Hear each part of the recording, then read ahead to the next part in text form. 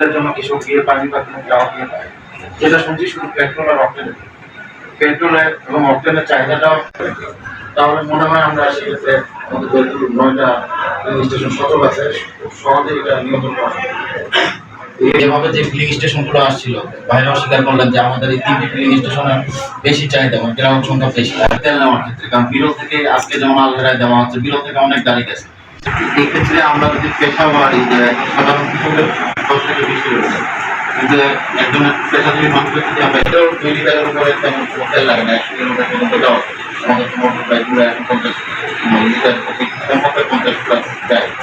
সেক্ষেত্রেও আমরা যদি একটু ওই জায়গাটাকে নিয়ন্ত্রণের চেষ্টা করি, আমাদের মনে হয় দীর্ঘমেয়াদী সমস্যা হবে না।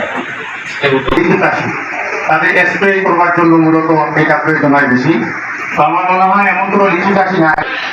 পেশাভিত্তিক চাহিদা আমরা সম্ভব হলে এটা আমরা নিরূপণ করার চেষ্টা করবো, কিন্তু এমনই বলতে পারতেছে না এটা একটা বিশাল কর্মযজ্ঞ শুরু হবে যখনই আমরা আহ্বান।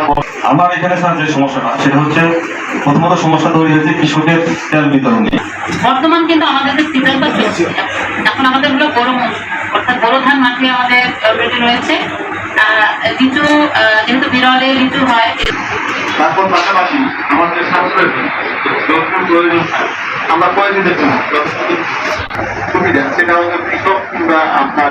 আমরা যদি একটু থিওরিটিক্যাল দেখি, থিওরিটিক্যালে বলে যে আসলে মানুষের অভাব অসীম আর সম্পদ পাম্পের কারণেই পরিচয় হয়ে গেছে, নতুন করে পরিচয় না।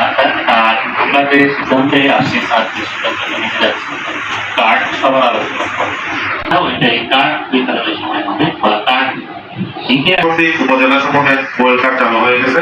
এখন আসলে আমাদের মোবাইল কার্ড ছাড়া সিম্পল ব্যবস্থাটা আমাদের জন্য দুর্বল হয়ে যাবে। তো সেক্ষেত্রে আমরা উপজেলায় আজকে যারা এখানে বিশেষ সবাই আছি বা আমাদের বিভিন্ন সময় বিভিন্ন আমাদের উপজেলার বিশিষ্ট ব্যক্তিরা ইনফ্যাক্ট 1 সপ্তাহ আগে থেকে আমাদের মাননীয় সংসদ সদস্য মহোদয় আমাকে কিন্তু এটা মোবাইল কার্ডের কথা বলেছেন।